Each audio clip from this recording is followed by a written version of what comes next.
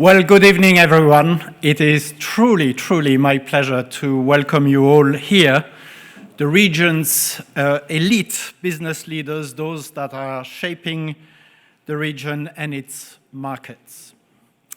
I'm Marc Peterschmitt, and I'm the Managing Director for the corporate sector at the EBRD, and it's a real pleasure. You know, the EBRD operates in over 40 economies, but I'll say it and I mean it. This is where our heart is.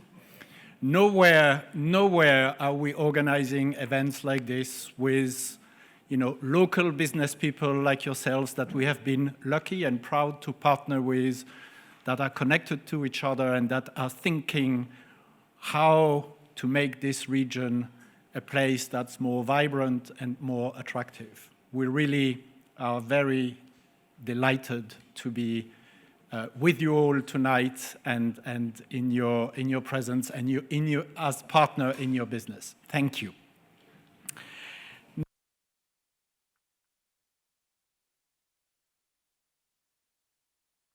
Time we met was in Zagreb, and today again is going to be an opportunity for us to exchange ideas, confront the challenges, and your stories really matter to us. We want to hear what's working, what isn't, and learn really how we can do better in supporting you. Last time, we were just emerging from COVID, and we thought we had seen it all in terms of uncertainty and unpredictability. Well, I think you will agree with me, since then, the world has changed again, and big time. Geopolitics has crashed into our reality, translating in wars of various types. Some very real and dramatic, with Russia's aggression of Ukraine translating in very tragic consequences for human lives. But other wars too. Commercial wars, political wars, ideological wars, spanning from the US all the way to the other side of the globe, to China. And this is having very tangible consequences for all of us, leaving us feeling a bit squeezed for Europe, for our countries, and for our businesses. The European Union, but also the countries of this region, find it difficult to respond. We are fiscally squeezed. We're struggling to form a consensus political view. We are challenged by the social demands of our populations on subjects such as welfare, cost of living, immigration. And this region, the Western Balkans, is struggling with its own endemic political challenges, and with some of its countries still facing a long and difficult road to membership of the EU. Our EBRD analysis shows that the Western Balkans still significantly lag in terms of convergence with EU living standards. So all this means we have continuing economic pressures. Those have not receded. Inflation, though moderated compared to a few years ago, remains persistent. Energy costs continue to squeeze margins. Food prices are still a major concern, leading to political decisions in some countries, as we have seen in Serbia just recently. Export-driven companies still face challenges to stay competitive and need to find new markets to avoid tariffs over there or sanctions over here. And of course, all the other challenges that we knew when we met in Zagreb continue to be very real and pressing. The climate and the environmental crisis, which are creating more and more visible damages, are forcing us all to adapt and adopt more sustainable practices. In Zagreb, we also talked about the demographic challenges, the brain drain and the difficulty in retaining basic labor in this region, with 2.5 million people having left the Western Balkans in the past 20 years. And many enterprises now needing to import labor from other countries. So last time when we discussed all of this, we concluded that resilience is key.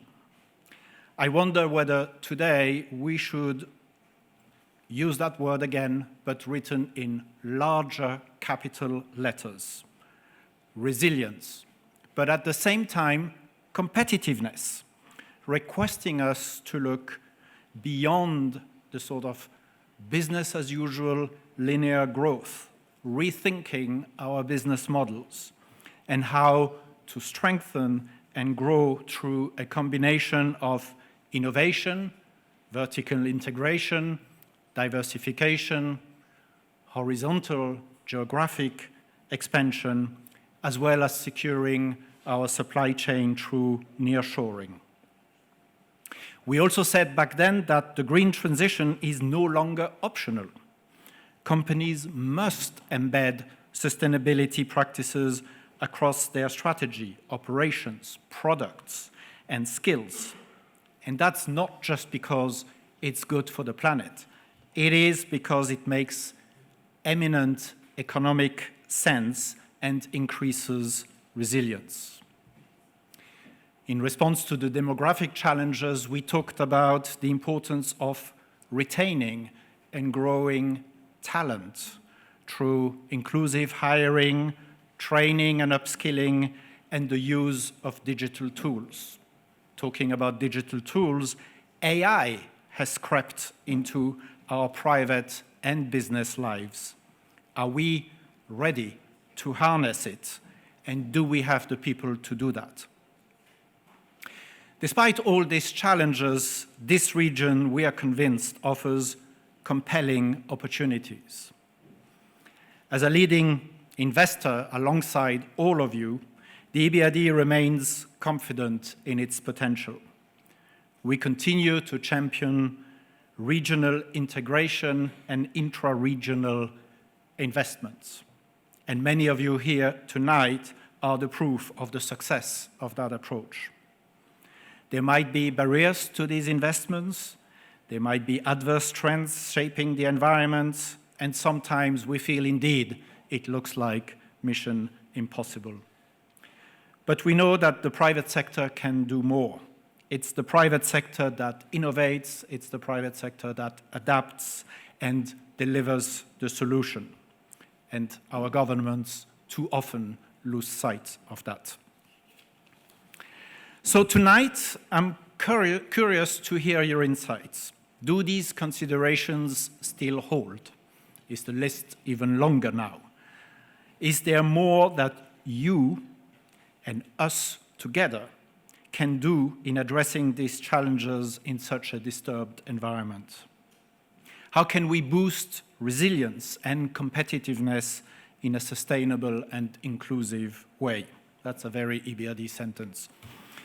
Your ideas and initiatives, combined with our financial support, have led to long-term partnership and real success.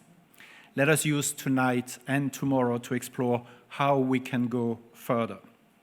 And finally, I also really look forward to the connections and the energy that we get in gatherings like these ones. I'm particularly really pleased to see so many of you attending and being back for this event. Thank you very much.